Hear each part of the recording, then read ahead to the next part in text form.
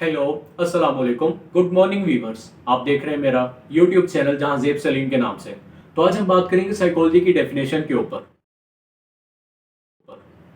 Psychology की definition को discuss करने से पहले अगर मैं आपसे पूछूं, आपसे सवाल करूं कि मुझे दो लफ्ज़ों में बताएं कि साइकोलॉजिस्ट की डेफिनेशन क्या है, तो बहुत सारे दोस्तों के जहन में यही जवाब आएगा कि साइकोलॉजिस्ट डॉक्टर ऑफ सोल को कहते हैं। Psychologist doctor of soul. तो चलो ये तो हो गया कि साइकोलॉजिस्ट डॉक्टर ऑफ सोल को कहते हैं। तो साइकोलॉजी किन लफ्ज़ों से मिलकर बना है, तो वो भी मेरे बेशुमार दोस्तों को पता है कि साइकोलॉजी दो लफ्ज़ों से ड्राइव हुआ है। पहला psyche and second word is logos. First one is psyche and second is logos. अब साइकी का मतलब देखें तो साइकी का मतलब हम सबको मालूम है कि साइकी सोल को कहते हैं और लोगोस स्टडी को कहते हैं। The study of soul is called psychology, अगर इसका लफ्जी मायने देखें तो ये भी हो गया। अब सवाल ये पैदा होता है कि हमने 14-15 साल मुख्तलिफ किताबें पढ़ी, आज तक क्या किसी भी साइंस की किताब में हमने सोल को पढ़ा? कोई सोल के ऊपर कोई हमने थ्योरी पढ़ी हो या कोई लॉ पढ़ा हो? हमने तो आज तक सोल को नहीं पढ़ा। और बेशुमार मेरे साइकोलॉजी के दोस्त भी जानते हैं कि किसी भी साइकोलॉजी की किताब में आज तक हमने कोई भी थ्योरी या कोई भी रिसर्च मेरे ख्याल से सोल के ऊपर तो हमने हरगिज नहीं पढ़ी। तो ये लफ्ज़ सोल का किधर से आया? तो उसके लिए हम चलते हैं, मूव करते हैं हिस्ट्री की तरफ। तो इंसान जो है ये सोचता बहुत है। जो इंसानी दिमाग है ये बहुत एक कम्प्लेक्स स्ट्रक्चर है, हर टाइम सोचते ही रहता है। मतलब वेला बैठा हो ना, कोई और काम ना हो तो ये सोचना शुरू कर देता है, अमरीन ने नसरीन के थप्पड़ क्यों लगाया? मैंने तो उसका कुछ नहीं बिगाड़ा था, तो उसने मेरे साथ ऐसा घिनौना काम क्यों किया?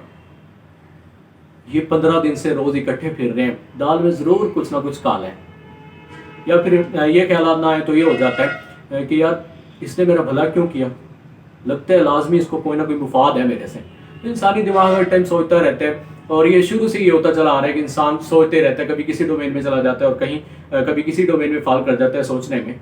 तो ऐसे ही इंसान शुरू के दिनों में भी फलसफे के तौर पर इंसान को ही सोचता रहा कि ये बिहेवियर क्यों है, ये बिहेवियर क्यों नहीं है, ऐसा क्यों हो गया, वैसा क्यों हो गया, ऐसा क्यों नहीं हुआ, वैसा क्यों नहीं हुआ, मेरे साथ ही बुरा होता है और उसके साथ ही अच्छा होता है। तो ये सारे सवाल चलते रहे। तो भला हो हमारे विल्हेल्म वुंड साहब का, विल्हेल्म वुंड, जिन्होंने 1879 में एक बाकायदा लेबोरेटरी बना दी यूनिवर्सिटी ऑफ लेप्जिग जर्मनी के अंदर। 1879 में उसने कहा कि भाई सोचना तो है आपने बैठ के, तो चलो सुकून से इधर बैठ के सोचते हैं। तो 1879 में उस यूनिवर्सिटी की बनने की वजह से साइकोलॉजी एक इंडिपेंडेंट और सेपरेट फील्ड बन गई, और विल्हेल्म वुंड साहब को फादर ऑफ साइकोलॉजी कहा जाने लगा। अच्छा, अब लेबोरेटरी तो बन गई, एक और मसला पेश आया। अब उन्होंने कहा कि साइकोलॉजी तो लफ्ज तो आ गया, ठीक है, लेबोरेटरी भी बन गई, अब इसकी डेफिनेशन क्या रखी जाए? तो सबसे पहले जो डेफिनेशन प्रपोज की गई कि साइकोलॉजी लाजमी तौर पर स्टडी ऑफ सोल को कहा जाएगा। इल्म रूह का नाम दिया गया कि स्टडी ऑफ सोल को साइकोलॉजी कहा जाएगा। तो इस पर बेशुमार लोगों ने एतराज़ उठाया कि भाई सोल तो दिखती नहीं है, अगर मतलब कोई कहे कि आप सोल को दिखाएं तो हम कहाँ से उसको दिखा देंगे। तो उस वजह से ये डेफिनेशन उन्होंने रद्द कर दी, एक न्यू डेफिनेशन लाई गई जिसमें साइकोलॉजी को इल्म ज़हन के नाम पर जाना जाने लगा कि द स्टडी ऑफ माइंड। तो अब इस पर भी कुछ लोगों ने सवाल उठाया कि ब्रेन तो चलो इधर होता है, ठीक है, समझ आता है, दिखता भी है, लेकिन माइंड किधर है? वो भी आज तक मिस्ट्री बना हुआ है। तो माहरीन ने कहा कि अगर रूह नहीं दिखती तो माइंड भी तो नहीं दिखता, तो इस वजह से वो डेफिनेशन भी रद्द हो गई। अब तीसरी डेफिनेशन दी गई, साइकोलॉजी को हो ना हो लाजमी तौर पर साइकोलॉजी को कॉन्शियसनेस, ठीक है, ये शऊर का इल्म लाजमी है। तो अब इस पर कुछ मेरे जैसे दोस्तों ने भी सवाल उठाया कि अगर सिर्फ शऊर का इल्म साइकोलॉजी है तो ये जो ख्वाब आते हैं हमें रातों को, ये किधर आते हैं? जिसके ऊपर फ्राइड साहब ने बहुत बेशुमार काम किया, इंटरप्रिटेशन ऑफ ड्रीम्स के ऊपर। तो उन्होंने कहा कि अगर साइकोलॉजी को सिर्फ हमने शऊर या कॉन्शियसनेस के अंदर काउंट करना है तो ये तो बहुत छोटी सी फील्ड बन के रह जाएगी। तो उस वजह से वो डेफिनेशन भी रद्द हो गई। अब चौथी डेफिनेशन पेश की गई, उसमें कहा गया कि साइकोलॉजी एक किरदार का इल्म है, ठीक है, द बिहेवियर, ठीक है, दिस साइकोलॉजी मस्ट बी और शेल बी और should be the study of behaviour. तो अब साइकोलॉजिस्ट बाहर निकला, गली में जाने लगा, तो देखा एक पागल ने पत्थर उठा के उसके मुंह पे दे मारा। अब साइकोलॉजिस्ट परेशान होकर खड़ा हो गया। उसने कहा अगर सिर्फ पत्थर ही खाने हैं, ठीक है, और बिहेवियर को देखकर, खासकर आउटवर्ड बिहेवियर को देखकर अगर हमने सिर्फ पत्थर ही खाने तो फायदा भी ऐसे इल्म का, ठीक है, सिर्फ बिहेवियर ही देखते जाएंगे, ठीक है, और इसकी क्या रीज़न है, इसको कैसे इसको चेंज किया जा सकता है इस बिहेवियर को, तो वो तो कोई भी चीज़ काउंट नहीं होगी। तो उन्होंने इस डेफिनेशन को भी रद्द कर दिया ये कह के।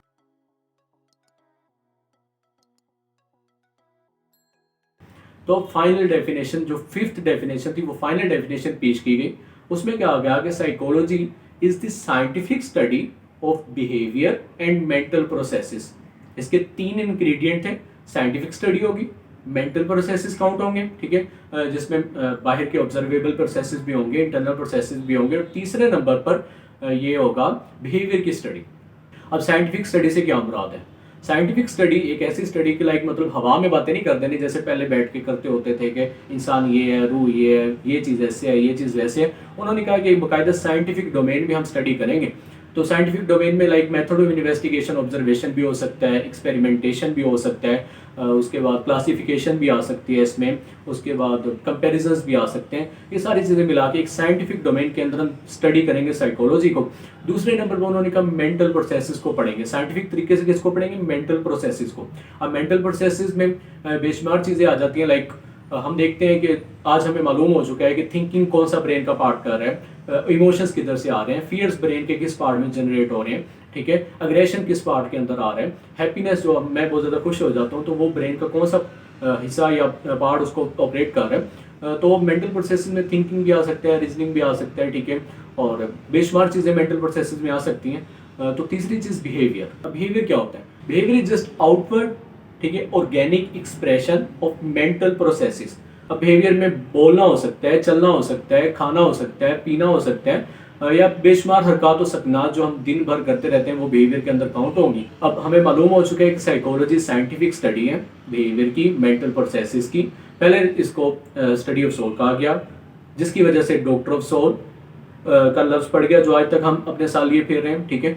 और उसके बाद बेशुमार इसकी डेफिनेशंस दी गई, और इन सब का कॉमन गोल्स अगर आपसे कोई पूछे कि साइकोलॉजी का कॉमन गोल क्या है, तो साइकोलॉजी का कॉमन गोल है अंडरस्टैंडिंग ऑफ बिहेवियर।